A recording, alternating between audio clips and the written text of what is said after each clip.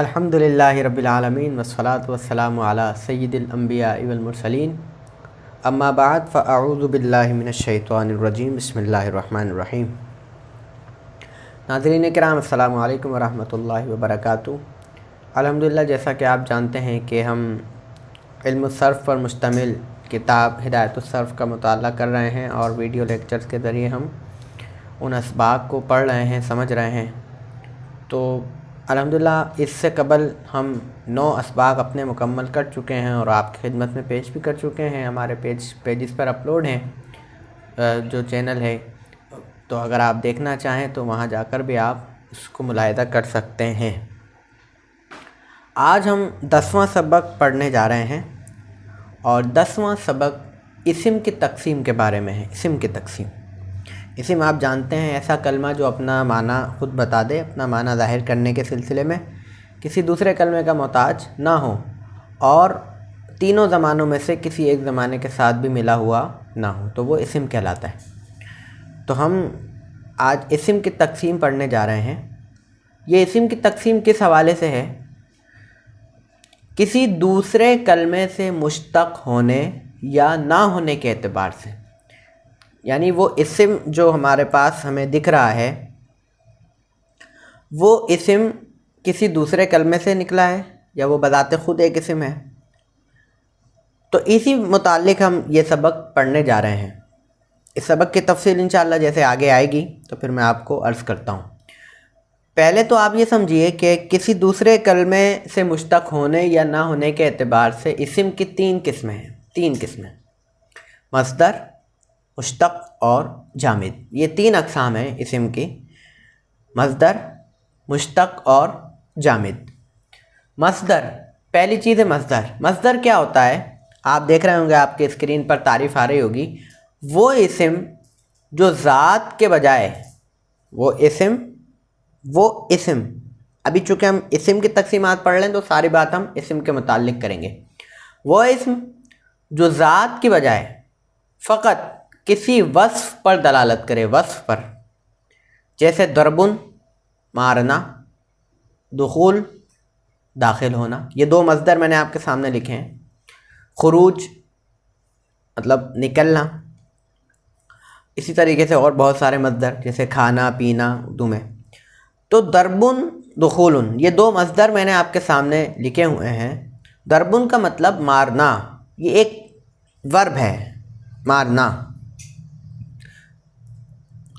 مصدر ہے، مطلب ایک فعل ہے مارنا، لیکن یہ ابھی ہم آپ کو وصف اور مصدر سمجھانا چاہ رہے ہیں۔ تو یہ ضربن مصدر ہے، دخول مصدر ہے۔ اس میں جو کام ہے وہ کیا ہے؟ مارنا کام ہے اس کا، جو اس میں جو فعل پوشیدہ ہے۔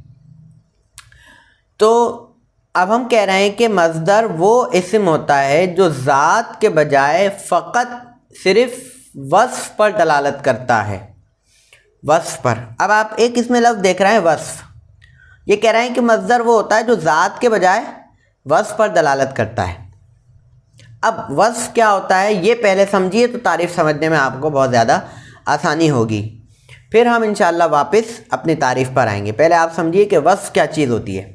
دیکھیں، وصف سے مراد ایسا معنی جو کسی فعل پر مشتمل ہو اور بذات خود اس کا قیام ممکن نہ ہو بلکہ کسی ذات کے ساتھ ہی قائم رہ سکے، وہ وصف کہلاتا ہے۔ مثال کے طور پر ضربن میں ایک فعل کا معنی پوشیدہ ہے، ضربن میں ایک فعل کا معنی پوشیدہ ہے، وہ ہے مارنا۔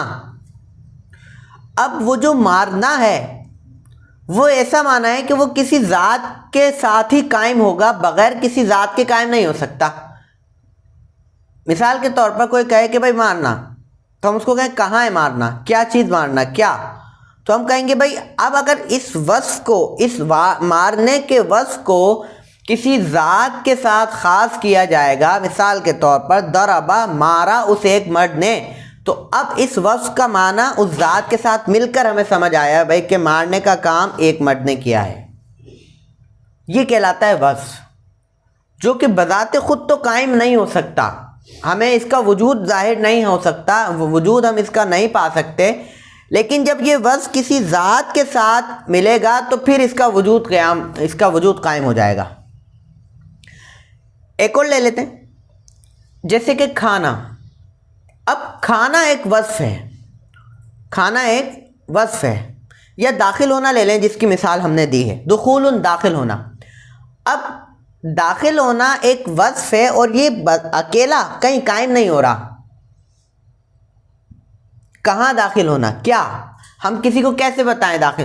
یہ کیا چیز ہے تو وصف، فعل کا معنی اس میں پوشیدہ ہے داخل ہونا، لیکن یہ جب تک کہیں اکیلا قائم نہیں ہو سکتا بلکہ کسی ذات کے ساتھ ہی مل کر قائم ہوگا۔ مثال کے طور پر جب کہا جائے دخلا، داخل ہوا وہ ایک مرد، یا یدخلو، داخل ہوتا ہے وہ ایک مرد، تو اب یہ جو داخل ہونے کا معنی ہے یہ اس ایک مرد کے ساتھ مل کر قائم ہوا ہے، ایک ذات کے ساتھ مل کر قائم ہوا ہے۔ تو اب اس داخل ہونے کا معنی ہمیں سمجھ آیا ہے، ورنہ تو نہیں آیا۔ تو اکیلا قائم نہیں ہوتا۔ وصف جو ہوتا ہے مصدر میں پایا جاتا ہے، ٹھیک ہے۔ تو وصف ہم نے آپ کو سمجھایا، وصف سے مراد ایسا معنی جو کسی فعل پر تو مشتمل ہو اور بذات خود اس کا قیام ممکن نہ ہو، بذات خود یہ قائم نہ ہو، بلکہ کیا ہو، بلکہ کسی ذات کے ساتھ ہی قائم رہ سکے۔ جیسے کہ مذکورہ مثالوں میں جو ہم نے ضربن اور دخول کی مثال دی ہے، اس مثالوں میں مارنے اور داخل ہونے والے کے ساتھ تو قائم رہ سکتا ہے۔ جو مارنا اور داخل ہونے کا معنی ہے وہ مارنے والے کے ساتھ اور داخل ہونے والے کے ساتھ قائم تو رہ سکتا ہے، مگر اس کے بغیر اس کا قیام ممکن نہیں۔ امید کرتا ہوں سمجھ آئی ہوگی، بہت آسان سی بات ہے، بہت زیادہ مشکل بات نہیں ہے۔ دوبارہ ایک مرتبہ دیکھ لیتے ہیں اب ہم مصدر کی تعریف، اور پھر دوبارہ اس کو سمجھ لیں گے۔ وہ اسم، مصدر وہ اسم جو ذات کے بجائے فقط کسی وصف پر دلالت کرے اسے مصدر کہا جاتا ہے۔ جیسے کہ مارنا ایک وصف ہے، ایک فعل کا ایک وصف ہے، دخول داخل ہونا ایک وصف ہے، چلنا ایک وصف ہے، پینا ایک وصف ہے، کھانا ایک وصف ہے، دیکھنا ایک وصف ہے۔ تو یہ جو وصف ہے، یہ جو مصدر ہے، وہ ذات کے ساتھ تو قائم نہیں ہوتا بلکہ کسی وصف پر دلالت کرتا ہے۔ ذات کے ساتھ قائم، اکیلا قائم نہیں ہوتا، ذات کے ساتھ ہی قائم ہوتا ہے۔ یہ جو وصف کی بات ہو رہی ہے۔ اچھا، مصدر کیا ہوتا ہے؟ وہ اسم جو ذات کے بجائے کسی وصف پر دلالت کرے اسے مصدر کہتے ہیں۔ مارنا ضربن، مارنا دخول، داخل ہونا۔ اور پھر وصف ہم نے آپ کو بتایا وصف کیا ہوتا ہے۔ وصف ایسا معنی ہوتا ہے جو کسی فعل پر تو مشتمل ہوتا ہے، جیسے کہ مارنے کا فعل اس میں لفظ مارنا میں پایا جا رہا ہے، داخل ہونے کا فعل داخل ہونا لفظ میں پایا جا رہا ہے، لیکن یہ بذات خود قائم نہیں ہوتا بلکہ کسی ذات کے ساتھ مل کر ہی قائم ہو سکتا ہے، ادروائز یہ بذات خود اپنا معنی اکیلا نہیں دے سکتا، قائم نہیں ہو سکتا، ٹھیک ہے۔ تو ضربن اور دخول، یہ دو مثالیں اس کی ہم نے یہاں پڑھی۔ اب ایک نوٹ ہے ذرا سا، نوٹ یہ کہ جس مصدر کے شروع میں میم زائدہ ہو اور اپنے باپ کے اسم ظرف کے وزن پر ہو تو وہ مصدر میمی کہلاتا ہے۔ ایسا مصدر جس کے شروع میں میم زائدہ ہو، جس کے شروع میں میم زائدہ ہو اور اپنے باپ کے اسم ظرف کے وزن پر ہو۔ اسم ظرف کیا ہوتا ہے؟ یہ آگے ہم اس پر پورا ایک چیپٹر ہے، وہاں پر اس کو تفصیلی پڑھیں گے۔ ایسا اسم کہ جس میں کام کرنے کی جگہ، مکان یا زمان پر دلالت کروائی جا رہی ہوتی ہے، مکان یا زمان پر دلالت کروائی جا رہی ہوتی ہے، مطلب اس فعل کے قائم ہونے کی جگہ یا وقت پر دلالت کروائی جا رہی ہوتی ہے، اسے اسم ظرف کہتے ہیں۔ تو ایسا مصدر جس کے شروع میں میم ہو، اور یعنی ہر باب کا جو اسم ظرف ہوتا ہے اس کے کچھ مختلف اوزان ہوتے ہیں، جس طریقے سے ابھی ہم آگے پڑھیں گے باب ابواب، جیسے فعل ماضی کے مختلف اوزان آتے ہیں، وزن آتے ہیں، اور فعل مضارع کے مختلف وزن آتے ہیں، اسی طریقے سے اس میں ظرف کے بھی کچھ مختلف اوزان ہوتے ہیں۔ تو اپنے باپ کے یعنی وہ مصدر اور اس مصدر کے باپ سے جو اس میں ظرف کا صیغہ آتا ہے اس کے وزن پر آتا ہے تو ایسے مصدر کو مصدر میمی کہا جاتا ہے۔ بس یہ ایک پڑھنے کی بات تھی، یہ آپ پڑھ لیں اور اس کو ذہن نشین کر لیں۔ ابھی جو ہمارا فوکس ہے وہ اسم کی تقسیمات پر ہے، جس میں 3 اقسام ہیں: مصدر، مشتق اور جامد۔ مصدر ہم نے پڑھ لیا۔ مصدر ایسا اسم ہوتا ہے جو ذات کے بجائے وصف پر دلالت کرتا ہے، کسی ذات پر دلالت نہیں کرتا بلکہ وصف پر دلالت کرتا ہے، اسے مصدر کہتے ہیں، جیسے کہ ضرب مارنا اور دخول داخل ہونا۔ اب اگلی قسم ہے مشتق۔ مصدر کے بارے میں ایک بات اور جان لیں، یعنی یہ ایسی بات ہے، یہ تینوں کے بارے میں ایک بات آئے گی تو اس سے آپ کو کیا آسانی ہوگی کہ اس بات کے جاننے سے آپ کے ذہن میں پوری کی پوری تعریف ذہن میں آ جائے گی۔ یہ ایک لائن میں پورے مصدر کی تعریف پوشیدہ ہے۔ جب آپ یہ ایک لائن اچھے طریقے سے یاد کر لیں گے تو آپ کو وہ تعریف کی طرف نشاندہی ہو جائے گی جو مصدر کی تعریف ہے۔ وہ کیا بات ہے؟ مصدر یہ خود کسی سے نہیں بنتا، لیکن اس سے دیگر کلمات بنائے جاتے ہیں۔ مصدر خود کسی سے نہیں بنتا مگر اس سے دیگر کلمات بنائے جاتے ہیں، یعنی یہ مصدر ہے۔ اب یہ مصدر خود کسی سے ہم نے نہیں بنایا، لیکن اس مصدر سے دیگر کلمات بنائے جاتے ہیں۔ مصدر سے دیگر کلمات بنائے جاتے ہیں، جیسے فعل ماضی۔ سادہ سی مثال، جو فعل ماضی کا جو ضربہ صیغہ ہے، ضربہ مارا اسے ایک مرد نے، تو جو فعل ماضی کا جو صیغہ ہے یہ مصدر ضربن سے بنا ہے، ضربن سے ضربہ بنا ہے۔ یہ ضربہ الگ سے کہیں سے نہیں آیا، بلکہ ہم نے کیا کیا ہے، اسے مصدر ضربن مارنا سے بنایا ہے۔ تو جس طریقے سے فعل ماضی مصدر سے بنا ہے، اسی طرح مصدر کسی چیز سے نہیں بنا۔ مصدر خود ایک قائم چیز ہے اور مصدر سے دیگر کلمات بنائے جاتے ہیں، جبکہ مصدر کسی سے نہیں بنتا۔ یہ بات ہے، یہ خود کسی سے نہیں بنتا لیکن اس سے دیگر کلمات بنائے جاتے ہیں۔ اب ہم آتے ہیں مشتق کی طرف۔ مشتق کیا ہوتا ہے؟ مشتق وہ اسم ہے جو بیک وقت ذات اور وصف دونوں پر دلالت کرتا ہو۔ مصدر کیا تھا؟ دیکھیں، مصدر صرف وصف پر دلالت کر رہا تھا، ذات نہیں تھی، اور ذات کے ساتھ قائم ہونا نہ ہونا یہ بات کی بات۔ مصدر کیا ہوتا ہے؟ صرف پوشیدہ معنی، جو فعل کا معنی اس میں پوشیدہ ہے، اس کے وصف پر دلالت کر رہا ہوتا ہے، ذات پر دلالت نہیں کرتا۔ جیسے کہ مارنا، اب مارنا ایک وصف ہے لیکن اس میں ذات نہیں ہے، مارنے والی ذات نہیں ہے۔ لیکن مشتق کیا ہے؟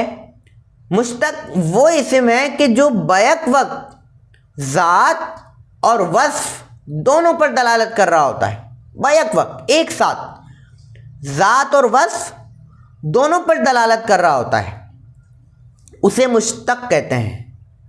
کیا کہتے ہیں؟ مشتق۔ یہ دوسری قسم ہے اسم کی۔ ایک مرتبہ اور تعریف سنیں پھر اس کی مثال دیکھتے ہیں۔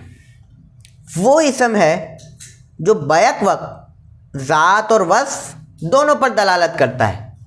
مثال کے طور پہ ضاربن، مارنے والا وہ ایک مرد۔ اب دیکھیں، مارنا اور مارنے والا، اس میں کام کیا ہے؟ اس میں وصف کیا ہے؟ مارنا، اور ذات کیا ہے؟ مارنے والا۔ تو یہ مشتق کا صیغہ، یہ مشتق کا وزن، یہ مشتق کا صیغہ، یہ کلمہ مارنا اور مارنے والے دونوں پر بیک وقت دلالت کر رہا ہے۔ اس کی تعریف میں ہم نے پڑھا جو بیک وقت ذات اور وصف دونوں پر دلالت کرے، یعنی یہ بھی بتا رہا ہے کہ اس میں جو وصف ہے وہ کیا ہے؟ مارنا، اور جو ذات ہے وہ ایک شخص ہے، مارنے والا، مذکر ایک شخص ہے۔ تو آپ دیکھیں، ضاربن، مارنے والا وہ ایک شخص، وہ ایک مرد۔ آخذن، مارنے والا، آخذن، پکڑنے والا، وہ ایک مرد۔ تو ان مثالوں میں آپ نے دیکھا کہ کام کرنے والا اور وہ جو کام میں جو وصف پایا جا رہا ہے، وہ جو کام ہے، یہ اسم مشتق یہ ان دونوں پر دلالت کر رہا ہے، وہ بیک وقت دلالت کر رہا ہے، ایک ساتھ دلالت کر رہا ہے، جیسے داربن اور آخذن کی مثال میں نے آپ کو دی۔ اب اس میں مشتق کی 12 اقسام ہیں، اس میں مشتق کی 7 اقسام ہیں، 7 اس میں مشتق کی 7 اقسام ہیں۔ ان 7 اقسام کے میں آپ کو یہاں پر صرف نام عرض کر رہا ہوں، کیونکہ یہ جو 7 اقسام ہیں ان پر باقاعدہ طور پہ ایک الگ الگ پورا چیپٹر ہے آگے کتاب میں، تو جب وہ آئیں گے، وہ چیپٹر آئیں گے تو وہاں ان کو تفصیلی جان لیں گے۔ ابھی آپ صرف اس میں مشتق کی اقسام ہیں یہ 7، ان کے نام یاد کر لیں کہ یہ چیزیں اس میں مشتق ہوتی ہیں۔ وہ کیا ہیں؟ اسم فاعل، اسم مفعول، صفت مشبہ، اسم ظرف، اسم اعلیٰ، اسم تفضیل اور اسم مبالغہ۔ یہ 7 اقسام ہیں اسم مشتق کی: اسم فاعل، اسم مفعول، صفت مشبہ، اسم ظرف، اسم اعلیٰ، اسم تفضیل اور اسم مبالغہ۔ یہ 7 نام آپ یاد کر لیجئے، پھر انشاءاللہ جب آگے اس کا سبق آئے گا تو ہم وہاں پر باقاعدہ طور پر دیکھیں گے۔ آگے چلتے ہیں۔ ایک بات نوٹ یہاں پر لکھی ہوئی ہے اس میں مشتق اور مصدر کے حوالے سے، کہ جس طرح فعل ثلاثی اور رباعی ہوتے ہیں، خماسی نہیں۔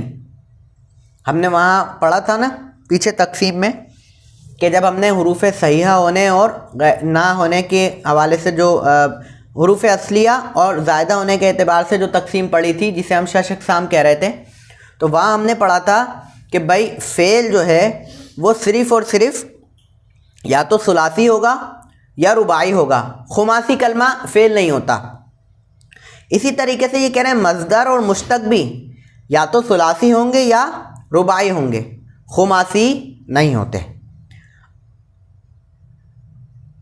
اب ہم جامد کی طرف آ جاتے ہیں۔ اس میں جامد کیا ہوتا ہے؟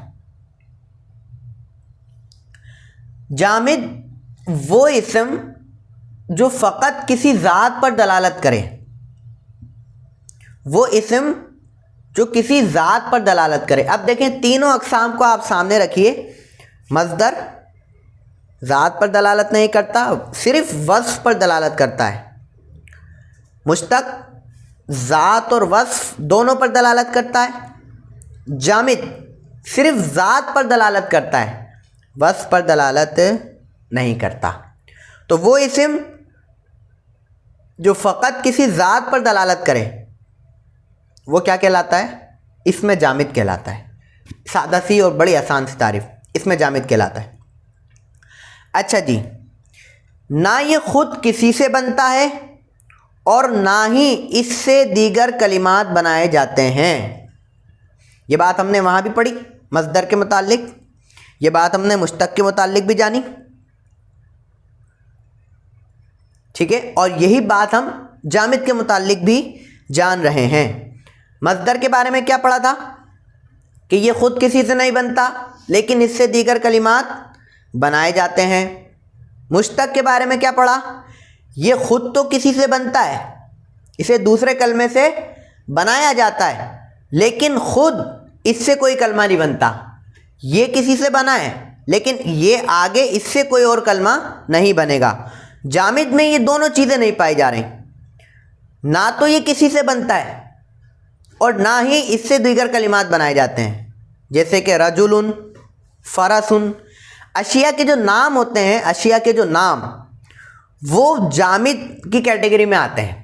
اکثر اشیاء کے نام ہوتے ہیں اور ذاتوں کے نام ہوتے ہیں، یہ زیادہ تر جامد کی اس میں آتے ہیں کیٹیگری میں، جیسے رجل مرد، فرس گھوڑا۔ تو یہ جامد، اب اس کی گردان نہیں بنے گی، یا یہ کسی مصدر سے نہیں بنا، یا اس میں کوئی ایسا معنی نہیں پایا جا رہا وغیرہ وغیرہ، تو اسے ہم جامد کہیں گے۔ تو یہ جامد کی اور اس سے زیادہ تفصیل نہیں ہے، اتنا کام جامد کو سمجھنے کے لیے کافی ہے۔ تو آج کا جو سبق کا جو خلاصہ ہے وہ یہ ہے کہ ہم نے اسم کی تقسیم پڑھی ہے. 3 اقسام ہیں: مصدر، مشتق اور جامد. مصدر وہ ہوتا ہے جو کسی ذات کے بجائے فقط وصف پر دلالت کرتا ہے، جیسے ضربن، دخول، خروج وغیرہ وغیرہ. اچھا، یہ خود تو کسی سے نہیں بنتا مگر اس سے دیگر کلمات بنائے جاتے ہیں. مشتق وہ ہوتا ہے جو ذات اور وصف پر بیک وقت دونوں پر ایک ساتھ دلالت کرتا ہے، اور یہ خود کسی سے بنتا ہے مگر اس سے دیگر کلمات نہیں بنائے جاتے، جیسے ضارب، آکل، قاتل، خارج، ایسا. اچھا، جامد کیا ہوتا ہے؟ جامد نہ تو یہ کسی سے بنتا ہے نہ ہی اس سے دیگر کلمات بنائے جاتے ہیں، اور جو صرف اور صرف ذات پر دلالت کرتا ہے، وصف پر دلالت نہیں کرتا، اسے ہم اس میں جامد کہتے ہیں، جیسے رجل اور فرس. تو امید کرتے ہیں کہ یہ سبق جو ہے وہ آپ کو سمجھ آیا ہوگا، اور اس سبق کے متعلق کوئی آپ کے ذہن میں سوال ہو، کوئی شبہ ہو، تو وہ آپ دیے گئے نمبر پر رابطہ کر سکتے ہیں اور وہاں پر اپنا سوال پیش کر سکتے ہیں. انشاءاللہ آپ کو جواب دے دیا جائے گا. ملتے ہیں انشاءاللہ اگلے سبق میں. آپ کے ساتھ بہت جلد ملاقات ہوتی ہے. تب تک کے لیے ہمیں اجازت دیجیے. السلام علیکم ورحمۃ اللہ.